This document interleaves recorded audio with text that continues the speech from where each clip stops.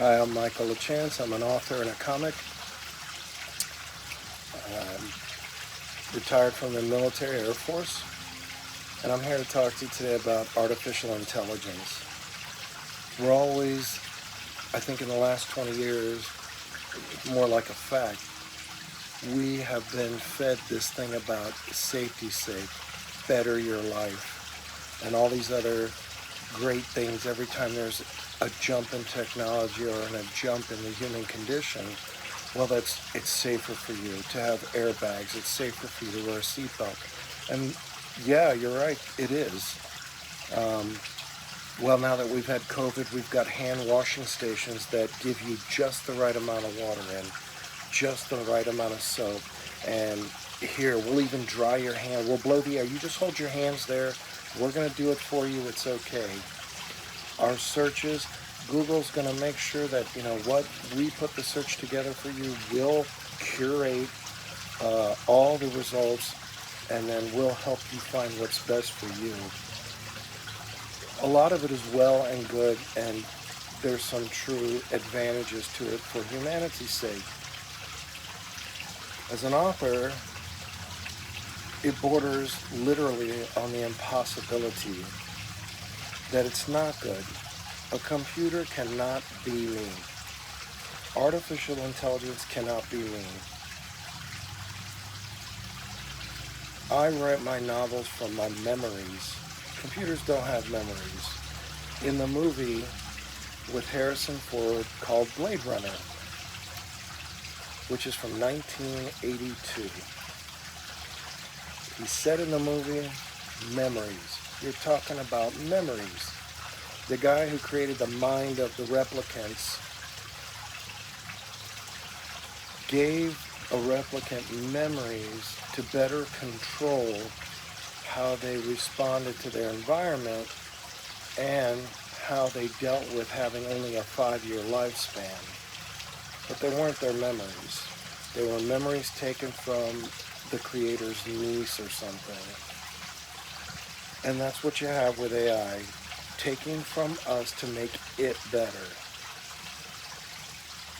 Artificial intelligence has its perks like anything else, just like robots do, autonomous things do.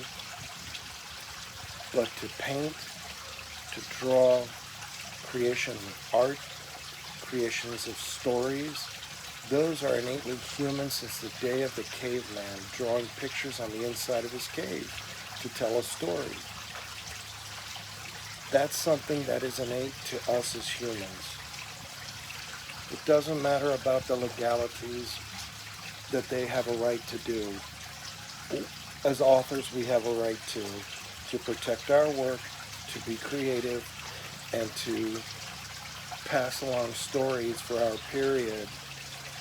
Fantasy, romance, historical romance, comedy, you name it. Those are not for artificial intelligence to collect excerpts from my stories, my books about my life, or when I went to the Florida Keys and snorkeled along the coral reef in, let's say, John Pennekamp. For artificial intelligence to then take that, put it in its computer bank, and make its own story is a fraud. They're going to push their agenda to whatever degree it takes to pass it. The growing concern comes from UAVs, autonomous, artificially intelligent military vehicles with bombs and guns, identifying their own targets, using their own memories, using their own means to create their war zone. Arnold Schwarzenegger in Terminator. You can call cliche all day long, but it's a fact. They suddenly realized, what do they need us for? Neo, a computer system based in mathematics that takes from human memory to create an environment suitable for us to survive in for their sake, not ours. And so I'm against artificial intelligence being used this way. I hope that you will rethink your position on it if you're a supporter, not to support those things by buying books or movies with artificially created characters, artificial intelligence stories generated by a computer using material from my books or other authors, using memories from my life or other people. It's criminal. And then to think that we're continuing to take human interaction and narrow it down like this, where this is all artificial intelligence going to one person in charge, a dictator. Might as well just install Adolf Hitler again. One guy destroying all these lives, millions of lives. One guy. But we're now with, instead of human interaction, computers.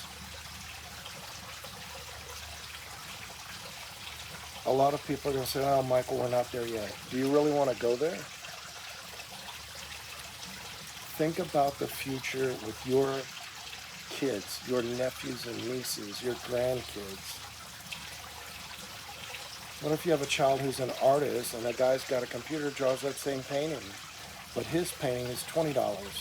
Your daughter, who's making a living painting original works, charges $1,000 a painting. Well, because of what she's got in it. Computer's got nothing in it. Like a fishing boat. You're not a computer pulling in the nets, taking the fish from the nets, sorting them out. I worked on a trawler in Fort Lauderdale for a very short time. It is phenomenal work. I applaud everybody who's on a fishing boat. You can't fathom how strenuous and how much work you put into it, being out at sea, bringing in the nets, being in the garb. And you're telling me that, well, a computer can do the same thing. No, it can't. It can't fathom the stress mentally and physically. It can be fed that information and given a scale, right? From 1 to 10, how arduous was that task? Oh, it's a 10. Well, I can explain it better.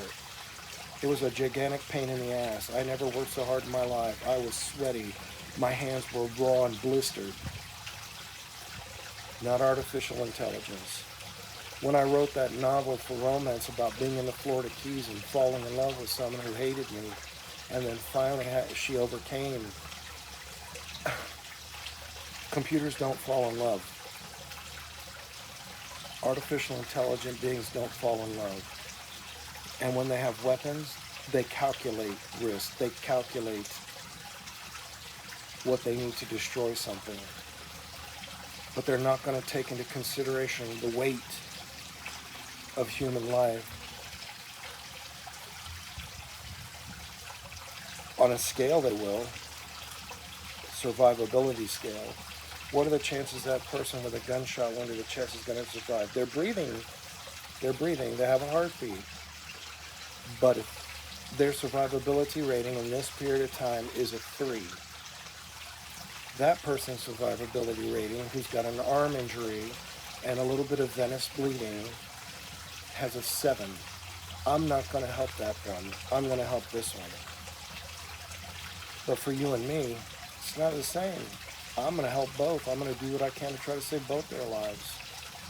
I'm going to plug that hole that's causing suction in the chest for the wound. I'm going to bind that wound for venous bleeding and put a tourniquet. Mark the date, the time. Artificial intelligence, like anything in humanity, has a purpose. It's helpful. But anything that allows it to take over and produce similar works of art using our information, or artificially generated people with similar haircut and similar build and similar place they live, but it's not them for copyright reasons. It is. So please, when you're thinking about artificial intelligence and there's legislation to say books that are AI generated will say so, for our sake and for the sake of human creation and for the sake of humanity, literally, don't buy it. Don't be sold on a passenger plane with 313 people on board and 20 crew members that doesn't have pilots.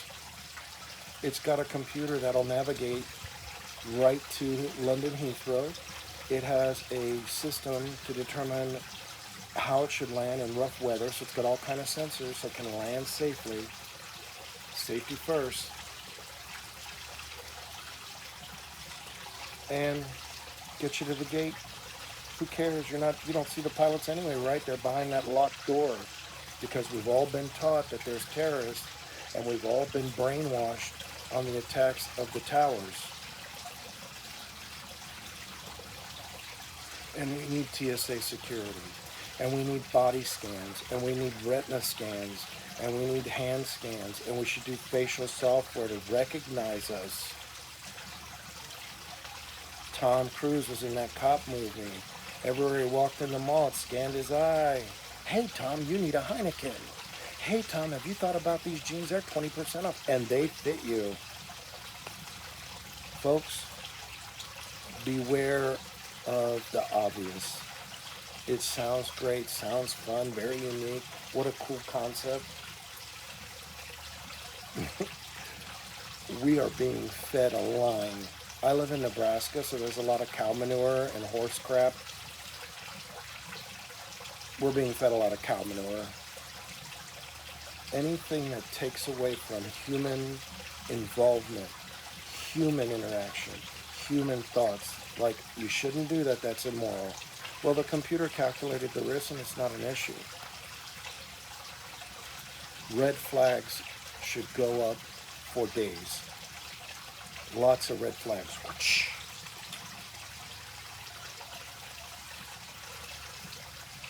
People are going to want to be fooled because they're innovative. They want the new toys. They want the latest technologies. They want the fantasy that goes with it. That's what it is, fantasy. A machine that self-discovers is a threat. And it's going to look at all the data and it's going to surmise on its scale how much of a threat humanity is to it when it hears the keywords, which NSA has been logging keywords for 20 years. I hate AI. Ding, ding, ding, ding, hate. Who said that? This person at this address, and here's their facial recognition software. We've got their face. We know what their credit rating is. We know what their finances are. This person isn't going to do good. We've done a rating with them from Equifax, and their personality score is a 60. At some point in the future, they may do something to attack us. We have to get them out of the way first.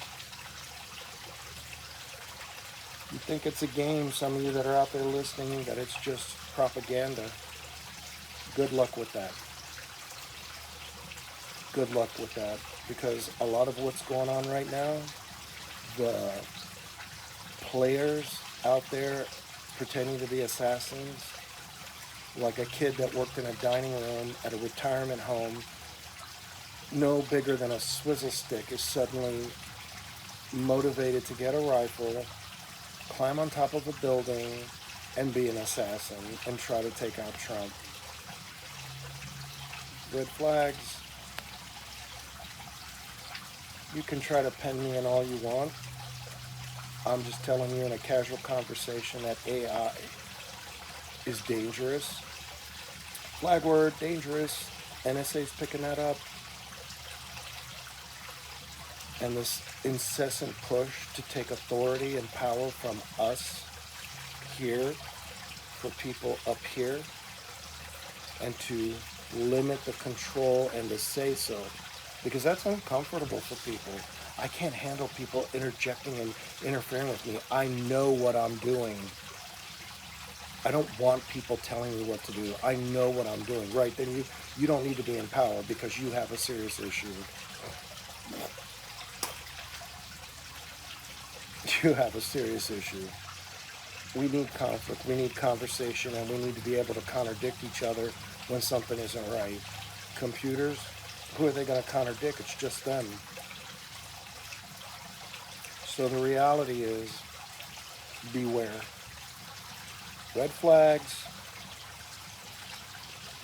beware of AI, beware of taking out the human element, beware of telling us that someone else can do it better, a computer, or less is more, where one person is in charge and one person is making decisions and one person declares war without Congress, without the judicial branch.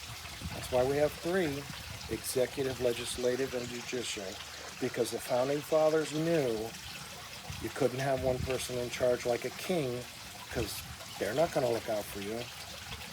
So you need a balance of power. Keep doing what you're doing and see where it gets you. You keep thinking that this is all for the best. These people are not looking at the 1 year and 5 year plan. These villains are looking at the 10-year and 20-year plans. They're looking out what their people are going to be doing 20 years from now, that they're going to be at the top and they're going to be comfortable and they're going to be locked away somewhere where they're safe and they're not dealing with all of this dystopian stuff that's coming. Fair warning. I hope you find a way to stand up and say no. I hope you find a way to not let people bully you or go with the flow when the time comes. Because it's not just your life you're fighting for. It's not just your freedom. It's all of us connected, fighting for our freedom, that we all can enjoy life and go and do without somebody telling us all the time and running a police state like Belarus, like Russia, like Syria. If you're a woman and I tell you you have to cover your face, are you going to say, yeah, it's okay? I'm glad you told me I should cover my face. My mother would have slapped you right so hard, she'd have knocked you out. Anyway, thank you for listening. I'm Michael Lachance. I wish you the best.